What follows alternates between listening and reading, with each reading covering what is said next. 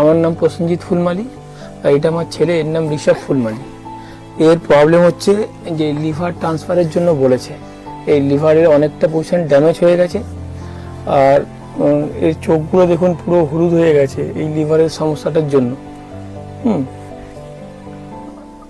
দেখুন ভালো করে, এটা যাতে সলভ করা যায় আমাদেরকে একটু হেল্প করুন সবাই মিলে, এটাই চাইছি।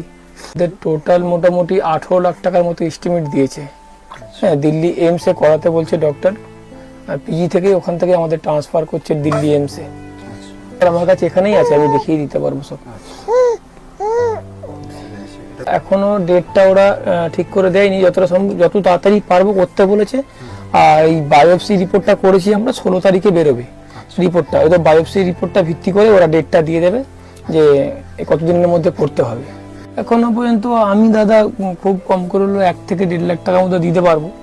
এর বেশি মানে আমি কেবলের কাজ করি, 7 থেকে 8 হাজার টাকার মতো স্যালারি পাই, এর বেশি মানে পাই না। তো ওই জন্যই একটু যদি সবাই মিলে আমাদেরকে হেল্প করে, তাহলে আমি বাচ্চাটাকে সুস্থ করে তুলতে পারবো।